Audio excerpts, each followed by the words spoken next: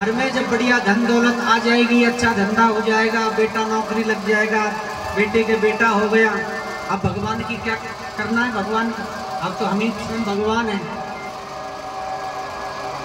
इसलिए कहा है कि दुख में सुमरन सब करे, सुख में करे न कोई, और जो सुख में सुमरन करे तो दुख का एक ही हो। लेकिन द्रौपदी कह रही है कि मुझे तो वो भी दुख पसंद है जिसमें आपका नाम सदा मेरे मुख से निकलता रहे। सबको भगवान वरदान देकर के और अपने द्वारिका को चले जाते हैं।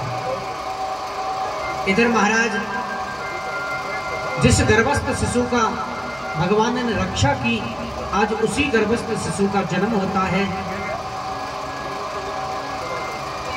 समझने की बात है, जैसे ही इस गर्भस्थ शिशु का जन्म हुआ तो जैसे एक 6 वर्ष का बालक होता है उतना बड़ा शरीर लेकर के पैदा हुआ। जन्म लेते ही बैठ गया, आलती पालती मार करके बैठ गया और चारों तरफ भीड़ में अपनी नजर घुमा रहा है।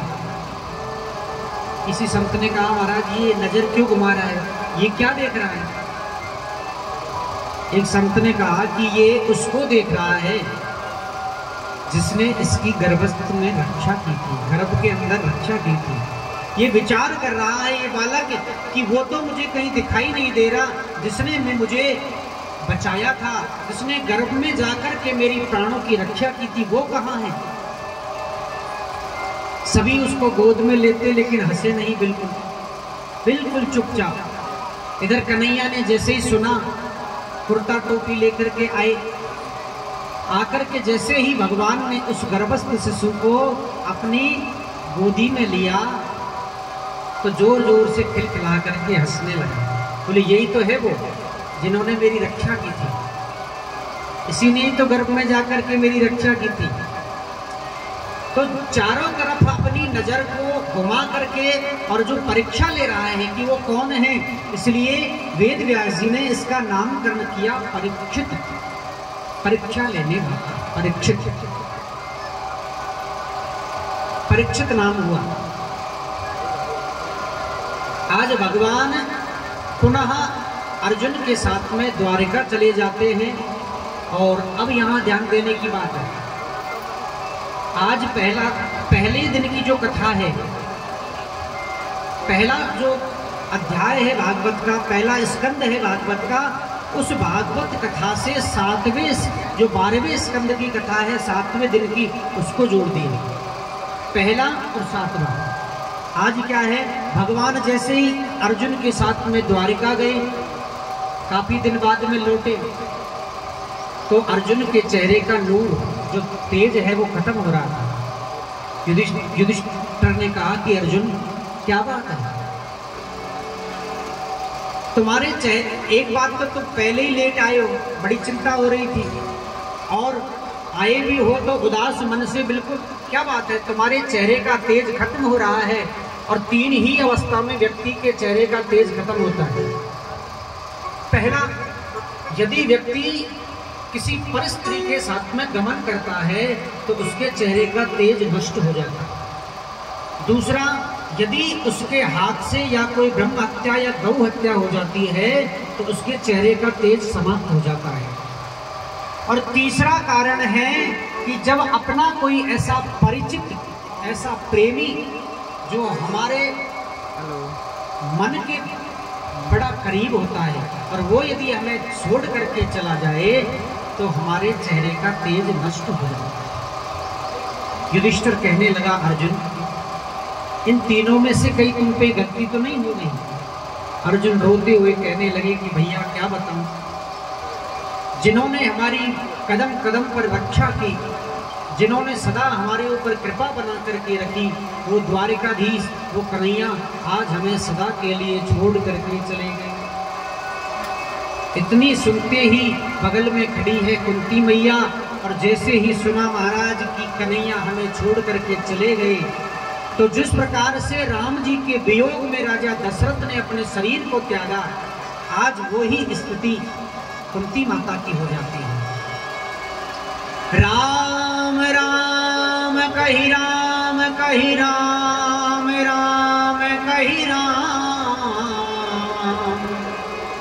तन पर हरि रघुवर बिरहे राव गया सुरधाम।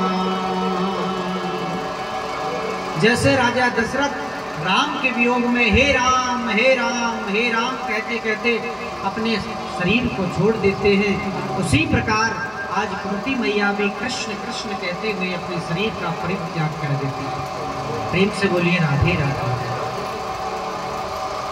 युधिष्ठिर कहने लगा, अरे अर्जुन, इतने दिन में आए हो और ऐसा अशुभ समाचार लेकर के आए हो। आप तो जानते हैं कि हम कन्हैया के बगैर एक पल भी जी नहीं सकते। और तुरंत पांचों पांडव द्रौपदी को लेकर के जैसे ही जाने लगे, जो छोटा सा बालक है आज 12 वर्ष का हो गया, राजा परीक्षित, उसको राजगद्दी पर बैठा करके पांडव लोगों ने उनको नीति सिखाई, राजनीति की शिक्षा दी और महलों को छोड़ करके जाने लगे। परीक्षित कहने लगा कि बाबा आप मुझे छोटी सी उम्र में राजगद्दी पर बैठा रहे हो, मैं तो कुछ जानता ही नहीं हूँ।